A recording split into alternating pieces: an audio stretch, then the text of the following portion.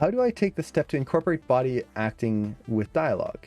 In school, I've had a few assignments on full body acting, and I can animate the face and body separately, but it tends to fall apart when I combine them. It's tricky because as we act in terms of our body acting and our facial animation, there is a slight disconnect to it. It doesn't time perfectly. So as I'm moving around and as I'm talking, I might be gesturing and doing these things, but my mouth is following the timing of my dialogue. My gestures are doing their own thing. There is a slight disconnect. Now, with that said, there will be moments that connect. We usually call these accents. So if I hit a kind of a louder note, when I go louder, that's when I have this hand gesture, and you can emphasize that even more. So to connect them, it's not about connecting every single moment, but connecting the key moments, those emphasis points.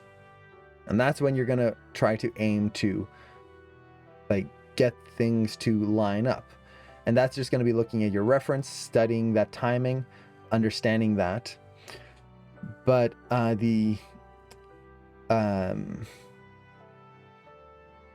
that comes in at the body mechanics level. You have to anticipate when those are going to happen. So for example, if you're animating a dialogue shot and you hear that accent in the voice, you want to make sure that in your body mechanics, even if you haven't done the face, you should feel that accent in that moment. So that's going to be the first thing. The second thing is looking for ways that you can lead and follow. So it's all kind of breakdowns. So if you have, let's actually use the shot here as an example. I haven't done anything with the face. So if I wanted to animate the face now, let's say I just want to do a quick brow pass. What I would need to do is I would need to find moments that connect the brow to the motion of the body in a nice, believable way, but without just over animating it too much. So for example, one way I could do this right here is as he goes down, I could stretch out the brow.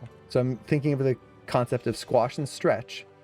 And as the character comes down here, I'm going to connect those motions by bringing the brows up. And then as he comes down into this hit, then those brows hit down and maybe a little lower even. So I'm connecting them based on that kind of motion through here. And now I can go through and let's just refine that curve.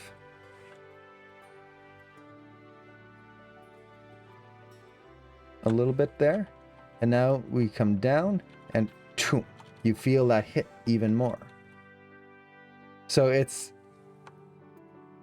watching the motion and looking for these areas that we can connect them in.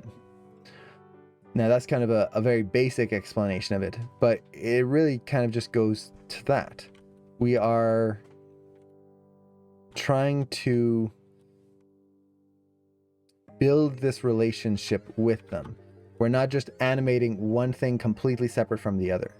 So in this case, I did the body mechanics first. Technically that's separate, but now as I'm adding the facial animation, I'm not just kind of animating it in a void. I've already got motion that I can build off of and use as a guide. So we can start doing something like this. Now that face is actually a little bit too late, so I'm gonna just offset this one frame right there. And then that needs to close a lot faster.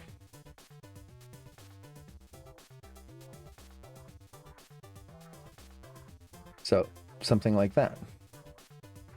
And that, oops, a little too late now.